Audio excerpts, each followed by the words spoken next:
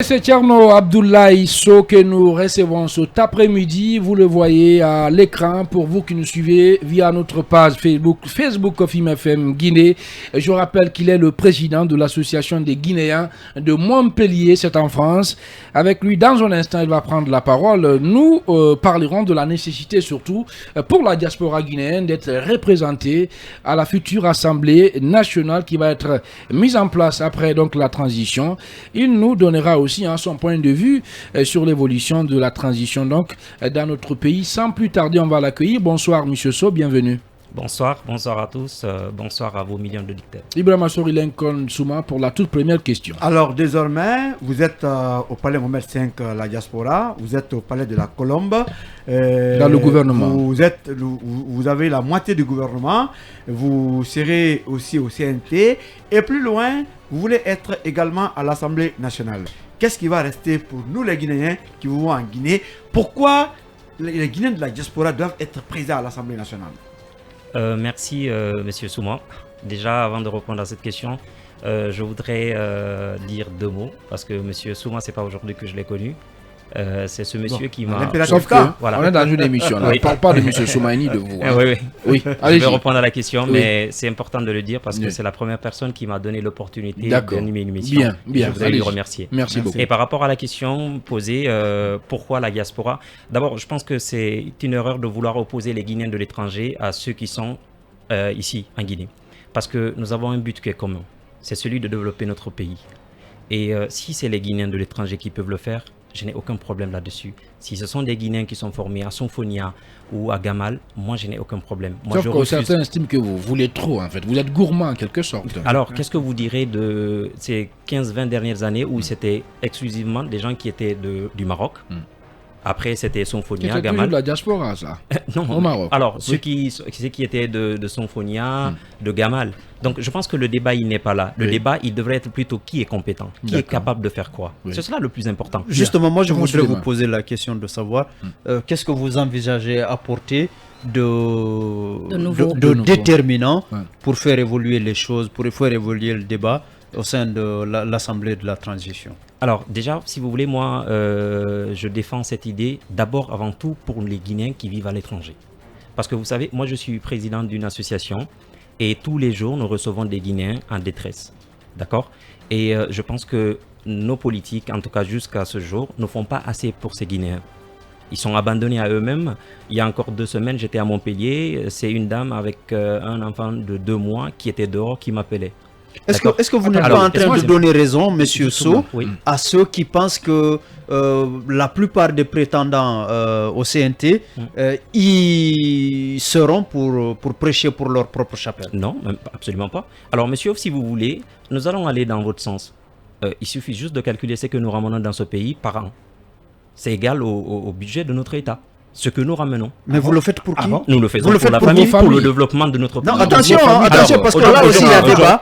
C'est pas parce que quelqu'un prend en charge sa propre famille. C'est pas de la famille, je parle des... Vous êtes obligé, que vous faites là. C'est pas de l'aumône que vous faites. L'investissement, vous venez au secours de des membres de votre famille, pas de quelqu'un d'autre. Non, c'est pas ce que je vous ai dit. Je pense que, souffrez au moins de m'écouter, je vous dis aujourd'hui, si vous voulez, je vous mets au défi. Vous êtes un journaliste très compétent. Non, mais il n'a pas dit qu'il n'est n'est pas d'accord. Il ne conteste pas votre apport au développement, pas du tout. Mais sauf que, le plus souvent, c'est que vous envoyez là, vous l'envoyez à vos familles. À nos familles. Les projets que nous faisons ici, les entreprises que nous avons. Les entreprises, excusez-moi, je vais juste aller au bout.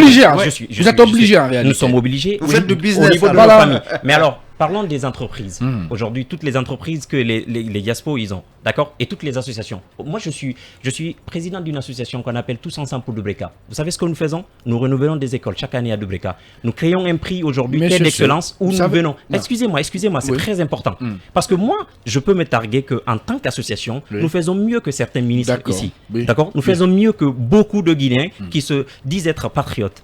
Et donc, c'est important que nous défendions nos compatriotes qui se battent parce que vous parlez de famille.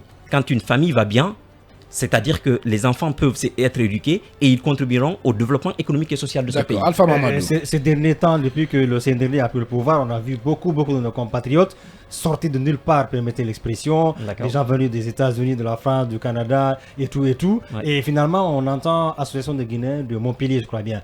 À un moment donné, on entendait Association des jeunes Guinéens de France. Pourquoi il n'y a pas une sorte de synergie d'action de toutes ces diasporas-là pour pouvoir venir finalement et défendre les intérêts de nos compatriotes à l'étranger? C'est un lien ou mais chacun évolue fait cavalier seulement de la Guinée? Alors, il y a une synergie, bien sûr. D'accord. L'Association des Guinéens de Montpellier est membre du Conseil national des jeunes Guinéens de France et également de la Fédération des associations guinéennes de France. Sauf que nous ne pouvons pas gérer tout à partir de Paris. L'Association des Guinéens de Montpellier s'occupe de l'accueil, de l'accompagnement et de l'intégration des Guinéens de Montpellier. Je vous donne un exemple. Aujourd'hui, vous avez des Guinéens qui veulent venir faire des études. S'ils vont à Montpellier, qu'est-ce que nous faisons en tant qu'association? Nous leur faisons des attestations d'hébergement. Cela leur permet d'avoir le visa. Quand ils arrivent, nous allons les récupérer à l'aéroport. Nous proposons des solutions d'hébergement temporaire de 2 à 3 semaines, le temps de trouver une chambre en crous. Nous les accompagnons pour l'inscription à la fac, les démarches administratives, à la préfecture.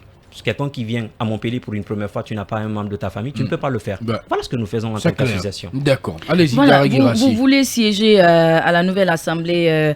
D'abord au CNT. Au CNT. Oui. Voilà, vous voulez y siéger. Je suppose que vous avez peut-être des projets en vue pour défendre une fois au CNT. Est-ce qu'on peut avoir quelques idées sur ces projets que vous envisagez de défendre? Alors, déjà, la première des choses, si jamais nous avons la possibilité d'être au CNT, c'est que nous allons proposer que désormais, qu'il y ait des Guinéens qui soient dans l'Assemblée nationale. C'est d'abord le premier projet. Parce que à partir du CNT, si vous mal à vous suivre là. Oui, alors, suivez-moi. Naturellement, l'Assemblée, c'est les Guinéens qui sont là-bas. Le CNT, c'est l'organe provisoire. C'est pour avant les élections. Oui, on est d'accord.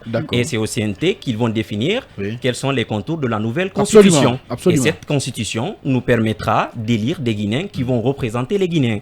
Eh bien, qu'est-ce que nous voulons aujourd'hui? C'est de faire partir la diaspora. Voilà, la diaspora, c'est de faire partie du CNT, qu'elle soit représentée. Et cela va nous permettre d'avoir des députés qui parleront au nom des Guinéens de l'étranger, pas que de la France ou des États-Unis. D'ailleurs, nous avons les pays sur lesquels nous copions la démocratie, ils le font. Donc pourquoi pas nous? Bien. Monsieur Sow, au-delà des questions sectorielles ou de développement à la base, à l'Assemblée nationale, disons le CNT, pendant cette transition, c'est d'abord politique. Oui. Alors, là-dessus, il y a des sujets particuliers qui vont être débattus. C'est par exemple le nombre de mandats, c'est la façon dont les choses se passent politiquement. Est-ce que telle élection doit précéder ou succéder à telle autre? C'est des questions comme ça. Quelle est votre vision globale de ce que devrait être la Guinée au sortir de cette transition? Alors, ce qui devrait être la Guinée au sortir de cette transition, c'est un pays de droit. Je vis dans un pays, la France, où j'envie un certain nombre de choses et je voudrais que ça soit chez moi, d'accord? Et pour moi, d'abord, ce qui a été décliné par le colonel Doumbouya, moi j'adhère à cette stratégie, si vous voulez, de commencer par les élections locales. Vous savez, la feuille de route. Oui, la feuille de route. Voilà, la feuille de route, merci. Moi, je vais vous rappeler quelque chose ici, peut-être que certains ont oublié ou pas. Jean-Marie Doré, quand on sortait des élections, avant les élections, c'était le seul leader qui avait demandé à ce qu'on ait des élections locales, législatives, avant les présidentielles. En ce moment, qu'est-ce que les autres ont fait? Ils ont dit non, allons aux élections. Ça nous a conduit à quoi? À 11 années de dictature et à combien de morts? Alors nous voulons cette fois-ci, oui, défendre cela. Parce que nous pensons que ça va rééquilibrer les choses. Parce que vous savez, en Guinée, on ne vote pas pour un projet, on vote pour un nom, on vote pour une personne. Et c'est ce que nous ne voulons pas. Et nous voulons défendre cela aussi au sein du CNT. Il faut qu'on arrête de penser que parce que tel a tel nom de famille, qu'il faut voter pour cette personne. Et pour le faire, il faut des lois. Il faut encadrer le débat politique. Même le nombre de partis politiques. Personnellement, je m'y oppose parce que nous avons combien de partis politiques pour quel objectif? Et qu'est-ce qu'ils font concrètement sur le terrain aujourd'hui? Vous suivez l'actualité quand même. Il y a tout un problème autour de ce CNT, notamment dans les structures de jeunes qui se bousculent pour pouvoir représenter la jeunesse au sein de cette instance. C'est aussi vrai pour ceux qui sont des Guinéens de l'étranger. Hein. Voilà. On ne parle pas d'une même voix. C'était ma question. Est-ce que vous avez eu affaire à des problèmes comme ça et qu'est-ce que vous faites pour pouvoir vous en sortir? Alors, par rapport au choix notamment des représentants. Les Guinéens de l'étranger, non, nous n'avons pas eu de problème. Ah ouais? Nous avons la fédération. Il y a eu une unanimité. Nous avons choisi deux et moi j'ai participé. Bien. Chaque association qui était affilié à la Fédération des associations guinéennes de France avait 2 voix. Et nous avons fait les élections et 2 ont été élus pour représenter les Guinéens, en tout cas qui notamment vivent en le France. jeune Tchernois. Voilà. Allez-y, Alors, très rapidement. À travers ces démarches, au cas où ça aboutirait, qu'est-ce que vous voudrez changer dans votre quotidien à l'étranger? Parce que nous apprenons que vous êtes confronté à des difficultés quotidiennes. Qu'est-ce que vous voudrez changer en étant dans les instances de prise de décision? Alors, c'est là où je voulais en venir. Vous savez, aujourd'hui, moi, au niveau de Montpellier, j'ai déjà quelques jeunes qui sont ici, qui sont bloqués par faute de passeport. Nous avons des problèmes. Et plus loin, toutes les élections qui se passent ici à Montpellier, nous ne votons pas. On dirait que la France se résume à Paris. Et pourquoi? Et à Marseille. Pourquoi? Parce que tout simplement, il n'y a ni recensement, il n'y a rien. Tout se passe à Paris. Alors, il faut abandonner son boulot, payer pour venir à Paris? Non, nous ne voulons pas. Nous voulons que l'État guinéen soit représenté dans... Quand même, c'est l'étranger, monsieur. Oui, mais je suis d'accord avec vous. Oui, monsieur. c'est normal qu'on regroupe. Excusez-moi. Au niveau, n'est-ce pas? Excusez-moi. Voilà. Pourquoi d'un endroit bien connu, bien identifié. Les Togolais, qui est accessible. Un Sénégalais se lève, il a un passeport. Oui. Il l'a à Marseille. Non, je ne parle pas de passeport, je parle du lieu de vote là. Non, oui, mais il soulève la problématique autour de l'obtention des passeports. L'obtention des passeports. Le passeport guinéen, il faut aller à Paris et là, il faut attendre combien de temps? Alors, aujourd'hui, vous avez par exemple des mineurs isolés. Qu'est-ce qui se passe? Ces mineurs isolés pour partie de la Guinée, ils disent qu'ils sont majeurs. Donc, sur leur passeport, ils sont majeurs. Ils arrivent en France, ils sont reconnus comme mineurs, ils font des formations, ils sont diplômés. C'est des jeunes qui sont prêts à travailler. Le préfet leur donne des papiers. Qu'est-ce qui se passe? Au bout de 6 mois, on dit bon, il faut envoyer un passeport. Sauf qu'ils n'ont pas de passeport. Et aujourd'hui, il y a beaucoup de jeunes qui sont dans cette situation. Oui. Ils ne peuvent pas revenir à Guinée parce que s'ils reviennent, ils ne peuvent plus partir. Il y en a qui ont essayé pour venir écraser leur passeport. Ça n'a pas marché. Ils sont restés bloqués là. Ils n'ont plus de titre de séjour. Ils ne peuvent pas. Alors, qu'est-ce que nous faisons en tant qu'association? Ce n'est pas d'abandonner ces gens-là.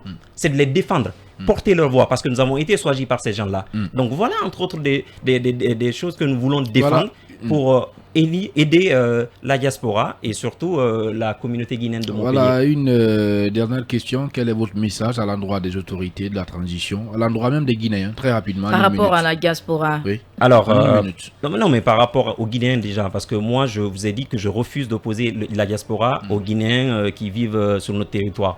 Moi, je veux une transition qu'à la fin, que ce soit la Guinée qui gagne. Et comment la Guinée peut gagner? C'est quand il y a l'état de droit, quand il y a la justice pour tout le monde. Et à la population guinéenne, il faut arrêter de construire des petits dieux.